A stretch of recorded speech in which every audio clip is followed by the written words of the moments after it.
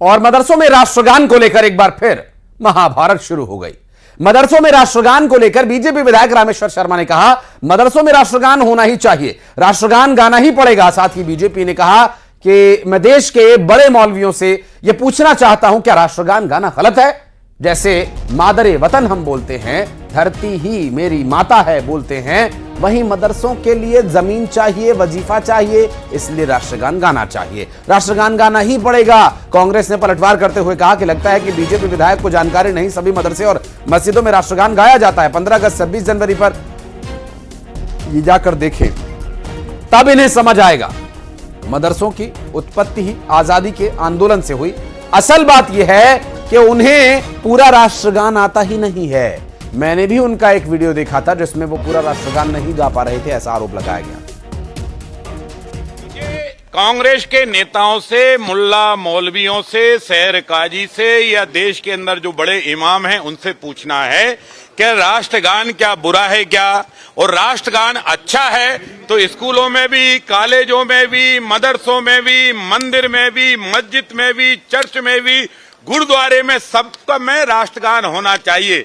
क्योंकि सब कहते हैं ना, मेरा मादरे वतन है, मेरी ये धरती है, इसके लिए हमने भी खून दिया है। तुमने जब इस धरती को खून दिया है तो इस धरती की वंदना भी करो, राष्ट्रगान भी गाओ, क्या परेशानी? मदरसे कोई अलग से थोड़ी पैदा हुए हैं, मदरसे कोई अफगानिस्तान पाकिस्तान के थोड़ी, हिंदुस्तान के मदरसे हैं। हिंदुस्तान के मदरसे हिंदुस्तान में वजीफा लेंगे, हिंदुस्तान की सरकार से जमीन लेंगे, हिंदुस्तान की वंदना नहीं करेंगे, यहाँ का ही राष्ट्रगान नहीं गाएंगे तो कहाँ का गाओगे? उनको ज्ञान नहीं है और उनको राष्ट्रगान पूरा आता भी नहीं है। मैंने इनका वीडियो एक सोशल मीडिया पे देखा जिसपे वो राष्ट्रगान नहीं गा पा रहे हैं। लेकिन मदरसों की पैदाइश ही आजादी की लड़ाई में हुई है, उनको ये इतिहास भी नहीं पता। दूसरा, मदरसे में 15 अगस्त 26 जनवरी को चले जाएं, वह राष्ट्रगान गाते हुए बच्चे मिलेंगे। और शैलेंद्र हमारे सहयोगी हमारे साथ मौजूद हैं। शैलेंद्र, जन गण मन इस वक्त पॉलिटिकल एजेंडा बन गया है, मदरसों में भी गाया जाना चाहिए। अभी इसके लिए सबके अपने अपने दावे हैं, लेकिन प्रशासन का क्या पक्ष है और इस वक्त क्या है ताजा स्थिति इस पर?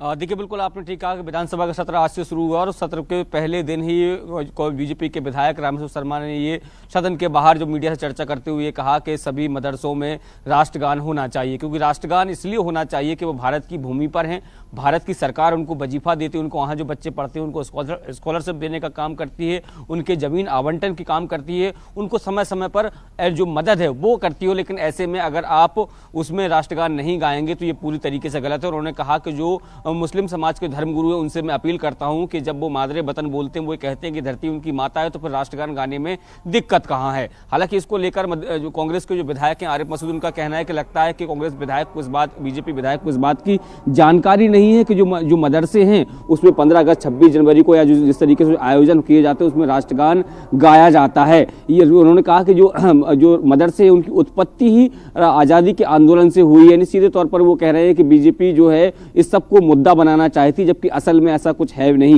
ये बात सही है कि देखिए 15 अगस्त 26 जनवरी को हमने भी देखा है कि कई ऐसे मदरसे हैं जहां पर जो है वो झंडा फहराया जाता है, जहां पर बाकायदा राष्ट्रगान किया जाता है। वक्फ बोर्ड की अगर मैं बात करूं तो वहां पर भी राष्ट्रगान होता है। लेकिन चूंकि देखिए सदन शुरू हो चुका है और सदन के शुरू होने के पहले रामेश्वर शर्मा जो हिंदूवादी नेता माने जाते हैं और हमेशा से ही वो है बीजेपी जो है वो कांग्रेस पर हमलावर रहती है, खासकर हिंदू मुस्लिम की जब भी कोई बात होती है उसको लेकर वो खासे मुखर नजर आते हैं। और यही कारण है कि उन्होंने इस तरह की बात कही है। ये बात सही है कि कई ऐसे मदरसे भी हैं जहां पर राष्ट्रगान नहीं गाया जाता है, उन्हीं को लेकर रामेश्वर शर्मा जो है वो कांग्रेस पर निशाना साध रहे हैं। जी, बहुत शुक्रिया आपका इस पूरे मामले पर जानकारी देने के लिए शैलेंद्र।